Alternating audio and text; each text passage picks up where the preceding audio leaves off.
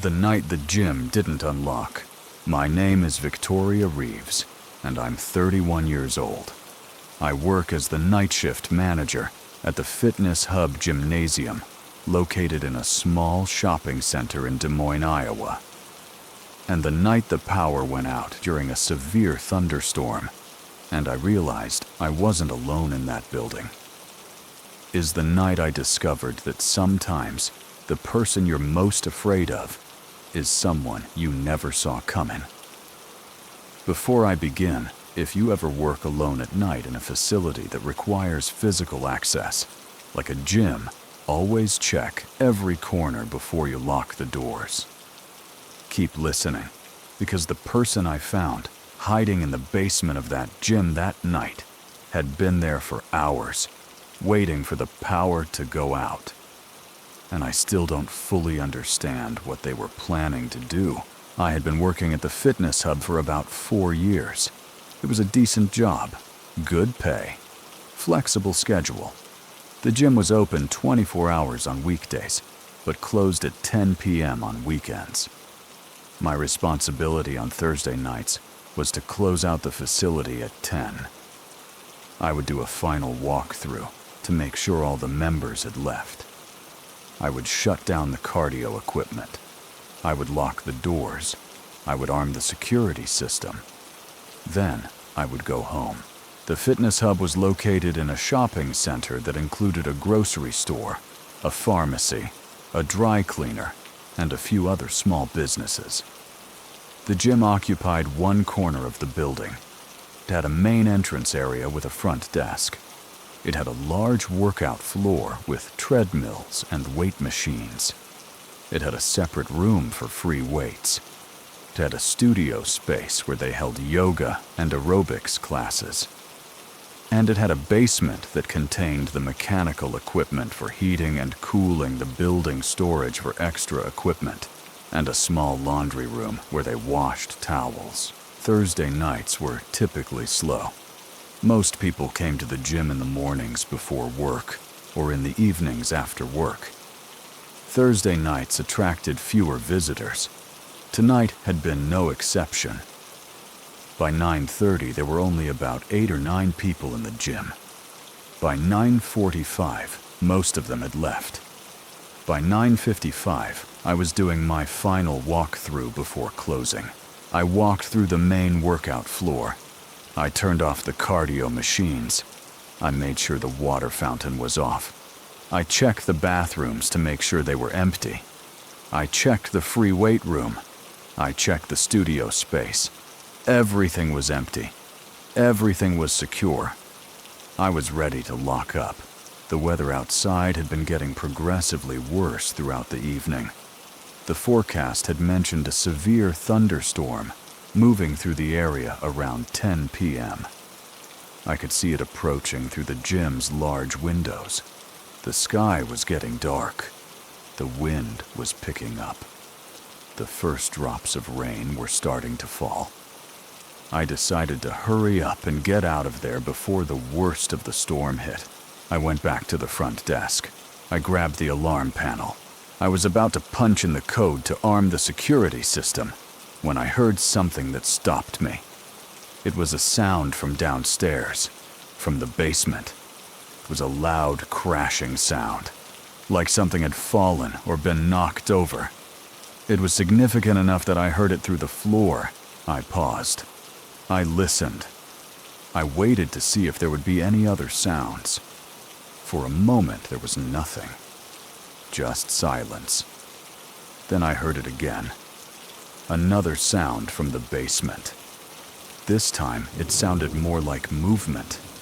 Like someone or something moving around down there. My heart rate increased slightly. I told myself it was probably nothing. Sometimes building equipment makes noises. Sometimes the heating system cycles and makes sounds. Sometimes the building just settles and makes creaking noises. It could be anything, but something about those sounds made me uncomfortable. Something made me feel like I should investigate. I didn't want to investigate. I wanted to lock up the gym and go home and avoid the worst of the thunderstorm. But I was the manager. It was my responsibility to make sure the building was secure. If there was something in the basement, I needed to know what it was. I went to the basement access door. It was located near the back of the gym. I unlocked it. I opened it. The stairs descended into darkness. The basement didn't have many lights. We usually didn't spend much time down there. It was used for storage and for the mechanical equipment and for laundry. There was a light switch at the top of the stairs. I flipped it. The lights came on. A series of fluorescent lights illuminated the basement. I could see the stairs. I could see the concrete floor at the bottom. I could see the far end of the basement, where the water heater and the HVAC equipment were located. Everything looked normal. Everything looked empty. But something had made that sound. Something had fallen. Something was moving around. I decided to go down and investigate. I wasn't going to lock up until I knew what was happening. I descended the stairs carefully. The basement was cool. It smelled like concrete and dust and mechanical equipment. My footsteps echoed on the stairs. My heart was still pounding. I reached the bottom and looked around. The basement was larger than I usually remembered. It extended further back under the building than I'd realized. There were storage shelves along one wall. There were boxes containing old equipment and supplies. There was the laundry room with the towel washing machine. There was the mechanical room where all the building systems were located. I walked through the basement, slowly checking each area. In the storage section, I noticed that some boxes had been moved. They were stacked differently than I remembered. Some of them had been opened. I looked inside one of the open boxes. It contained old gym equipment, dumbbells, weight plates, things that weren't currently being used. The box had been gone through. Things had been removed or rearranged. I felt a chill. Someone had been in this basement. Someone had been opening boxes. Someone had been moving things around. And that someone might still be down here. I looked around more carefully now. I looked for anything that seemed out of place. I looked for any indication that someone had been living here or staying here. And then I saw it. In the corner near the laundry room, there was a sleeping bag. It was rolled up and placed against the wall. There was a pillow. There was a blanket. There were empty food containers. There was a bottle of water. Someone had been living in the basement of my gym. Someone had created a makeshift sleeping area down here. Someone had been here for long enough to accumulate belongings and supplies. Someone was currently using my basement as shelter. My first instinct was to call the police, but I didn't have my phone with me. It was upstairs at the front desk. I was going to need to go back upstairs and get it and call for help. But I also knew that if there was someone down here, I needed to be careful. I needed to not startle them. I needed to try to figure out where they were before they realized I'd discovered their presence. I moved slowly through the basement. I was looking for any sign of movement. I was listening for any sound of breathing or movement. The basement was quiet except for the hum of the mechanical equipment. I walked toward the mechanical room. That's where I heard the noise before. That's probably where this person was. The mechanical room had a door. The door was partially open. I could see through the crack. Inside it was dark. There was equipment. There were pipes. There was the water heater. There was the furnace. There was a lot of space and a lot of places to hide. I didn't go inside. I didn't want to corner someone in that space. I didn't want to put myself in a position where I couldn't easily escape. I turned around. I went back toward the stairs. I was going to go back upstairs and call the police. I was going to let them handle this situation. But I didn't make it to the stairs. Because at that moment the lights went out.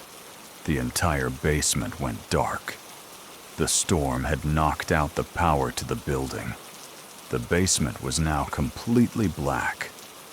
I couldn't see anything. I couldn't see my hand in front of my face.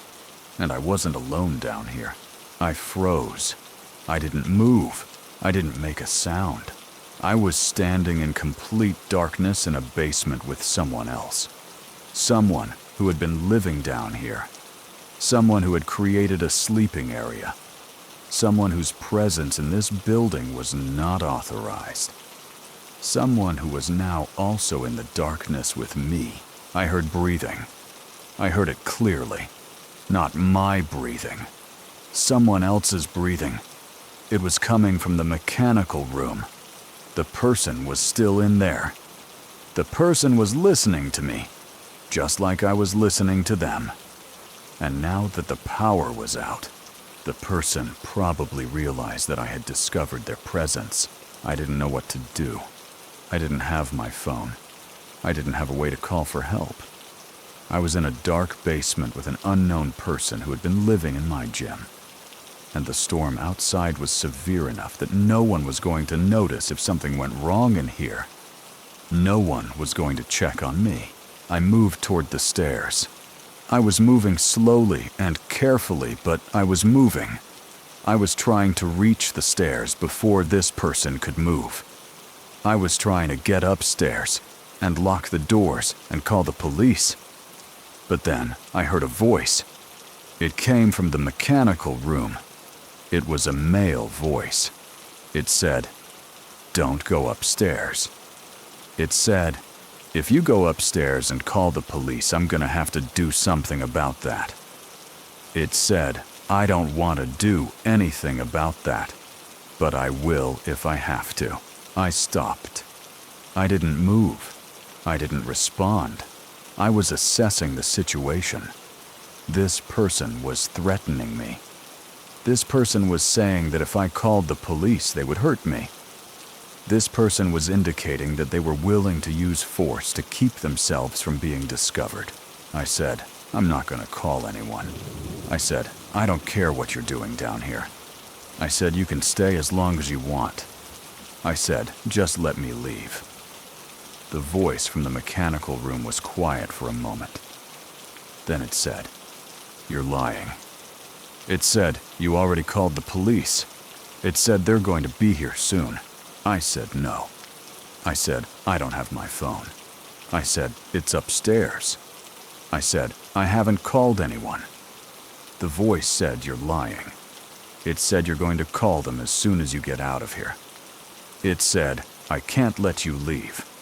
It said, "I've been living in this basement for 3 weeks and I'm not going back out there." 3 weeks.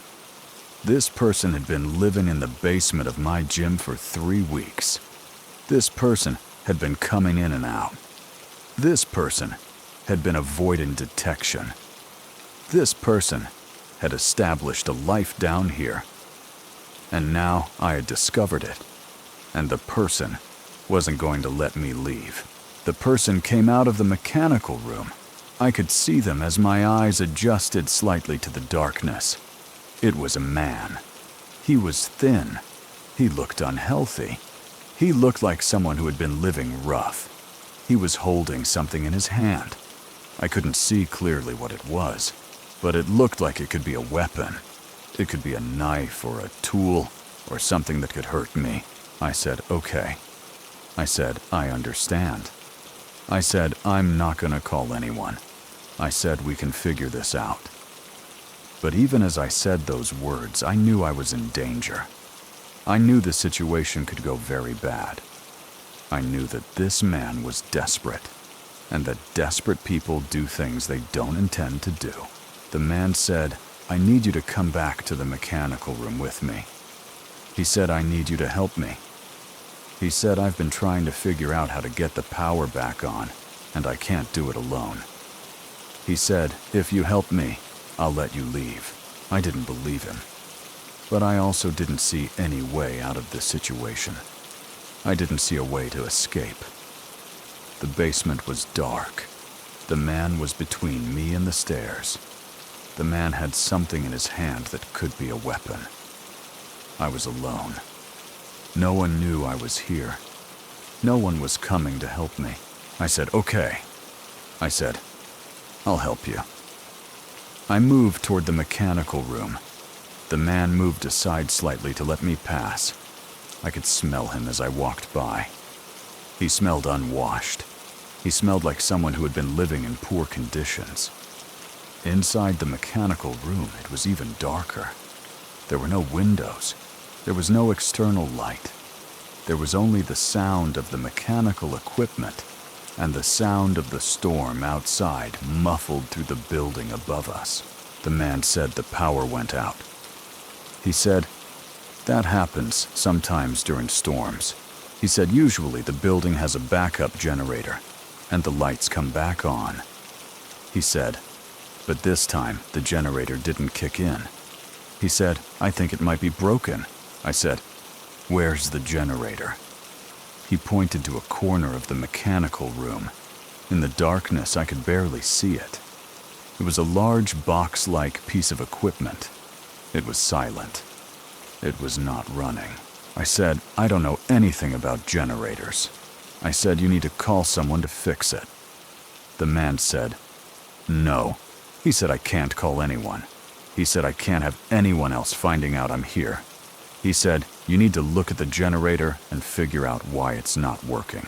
I approached the generator. I was trying to see what the problem might be, but I didn't really know what I was looking at. I couldn't see clearly. I was in a dark basement with a man who was threatening me. I was being forced to try to fix equipment that I didn't understand. I felt along the generator. I looked for obvious problems. A switch, a fuel line, something that might indicate why it wasn't working. And then my hand found something. It found a switch. It was turned off. Someone had deliberately turned off the generator. The man had turned off the generator. The man had cut the power to the entire building. The man had done it deliberately to create this situation. This was not an accident. This was not a coincidence. This was planned. I said, "You turned off the generator." The man didn't respond. I said, "You did this on purpose." The man said, "Yes." He said I needed to know if I could turn off the power without anyone noticing. He said I needed to know if I could control the situation. He said, "Been living here long enough to understand how the building works." He said, "I've been studying the systems. I felt fear now. Real fear. Not anxiety or caution, but genuine fear." This man had studied the building. This man had planned a power outage. This man had created a situation where I was trapped with him in the darkness. This man had intentions that I couldn't understand, but that felt dangerous. I turned the generator back on. I flipped the switch. The generator started to hum. It came to life. I could hear it powering up. And then within a few seconds, the lights in the mechanical room came back on. The fluorescent lights above my head illuminated the space. In the light, I could see the man clearly. He was wearing dirty clothes. He had a beard. He had wild eyes. He was holding a piece of pipe in his hand, not as a weapon, but as a tool. He was standing between me and the door. He said, "Turn it off." He said, "I said you could leave if you helped me." He said, "You helped me. But now I need you to turn it off again." He said, "We need to stay in the dark."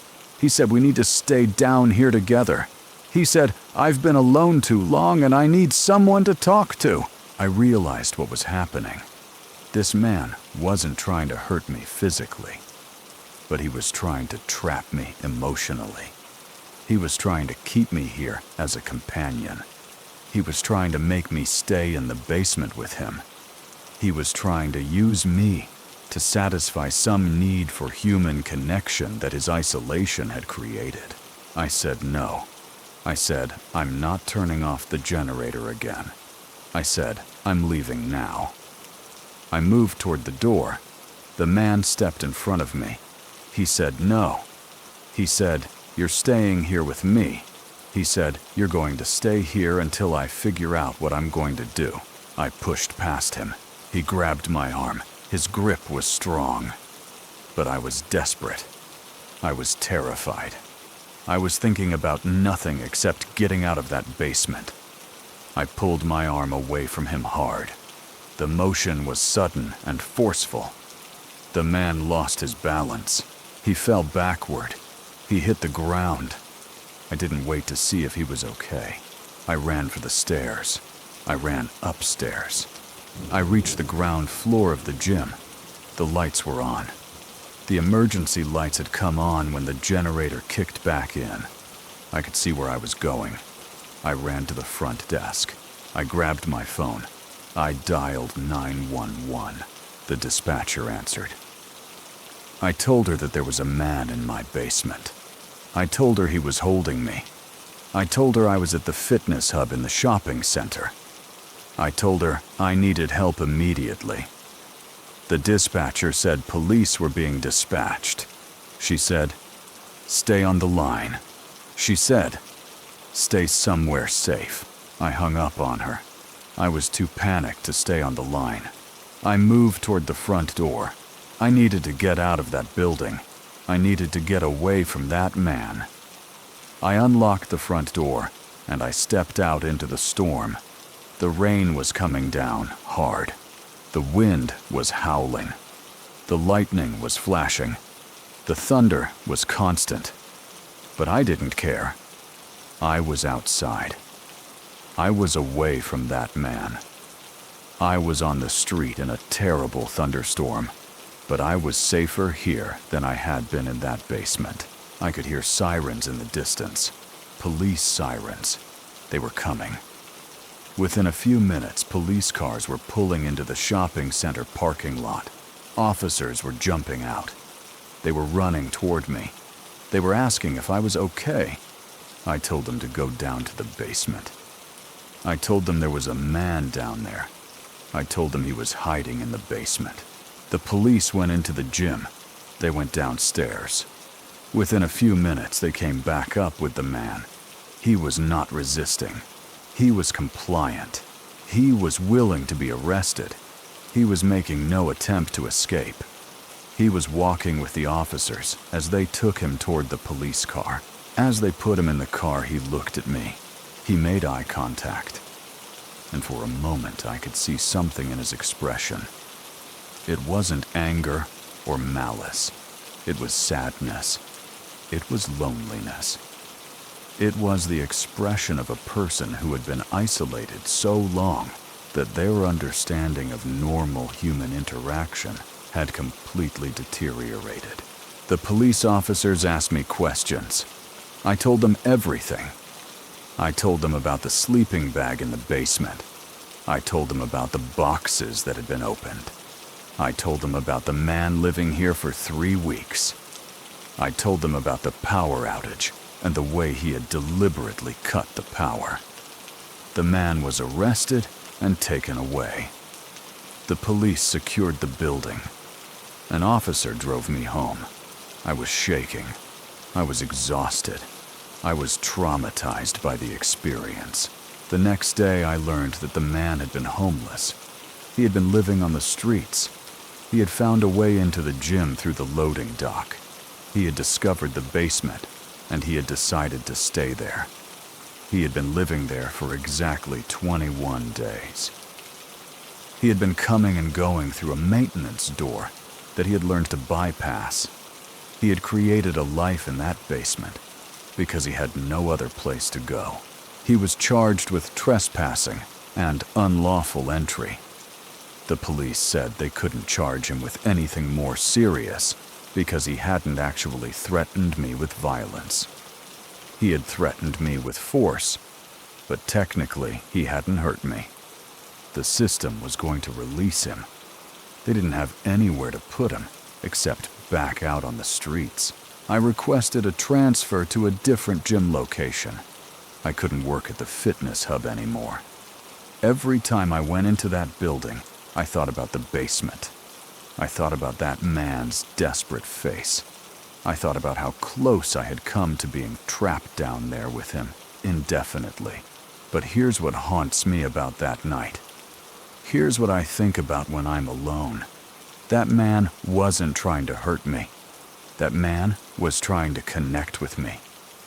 That man had been so isolated that he had lost perspective on appropriate human interaction. That man had created a scenario where he could keep me with him because he couldn't bear the thought of being alone anymore. And the scariest part is this. The scariest part is knowing that there are probably other people like him. People living in basements and attics and crawl spaces. People hiding in public facilities. People creating lives in spaces where they shouldn't be. People who are so desperate for human contact that they will trap someone just to not feel alone. I think about that man sometimes. I wonder what happened to him after they released him. I wonder if he found shelter. I wonder if he's still living in basements and hiding in buildings. I wonder if the next time someone finds him, that person won't be as lucky as I was. That person might not make it out of that basement. The thunderstorm that night was severe. The power went out. The building went dark.